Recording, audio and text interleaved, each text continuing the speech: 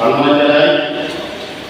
আপনারা জানেন যে কৃষ্ণ পঞ্চায়েত, গ্রাম পঞ্চায়েত, পঞ্চায়েত সমিতি এবং জেলা পরিষদ গ্রামীণ মানুষের উন্নয়নের জন্য এই ব্যবস্থা আমরা 2018 সালে 25 বছর পর এই ত্রিপুরায় গিয়ে একটা সরকারকে পরিবর্তন করে নতুন সরকার এসেছিল এবং নতুন সরকার কাজকর্ম শুরু করেছে।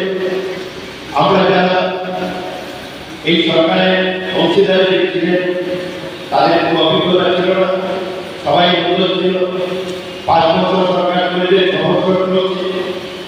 এখানকার পঞ্চায়েত সমিতি, গ্রাম পঞ্চায়েত, জেলা পরিষদ সেখানে কোনো অভিজ্ঞতা কাজ ছিল না, নতুনভাবে কাজ শুরু করেছিল।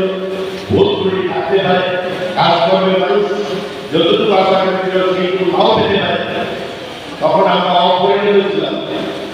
আজকের দিনে কিন্তু আমরা আর বলতে পারব না। 5 বছরের আমাদের অভিজ্ঞতা হয়েছে। আমরা এখন আমরা সমৃদ্ধ হয়েছি সরকারি কাজ সম্পর্কে এবং আমরা পরিণত হয়েছি। এই কথাটা মাথায় রেখে যারা নির্বাচিত সেই গ্রাম পঞ্চায়েত, পঞ্চায়েত সমিতি এবং জেলা পরিষদের সবাইকে এই কথাটা মাথায় রেখে কাজ করতে হবে। তাই আমি সকলের কাছে অনুরোধ করব, একে অপরকে ছাড়া এই গ্রামের উন্নয়ন সম্ভব নয়। গ্রাম পঞ্চায়েত, পঞ্চায়েত সমিতি এবং জেলা পরিষদ একযোগে কাজ করতে হবে এবং সেই কাজ করতে গিয়ে আমাদের প্রথম যে জিনিসটা প্রয়োজন সেটা হচ্ছে আমাদের স্বচ্ছতা বজায় রাখা।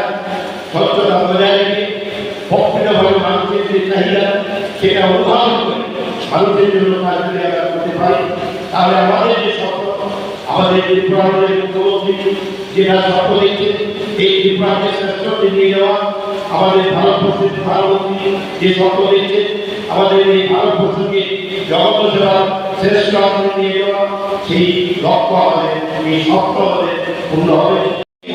কাজে লাগিয়ে আমরা যেন কাজ করি এবং আমরা যেন মানুষের আশা আকাঙ্ক্ষাকে পূরণ করতে পারি এই কথা আমি আমার কথা বলে শেষ করলাম।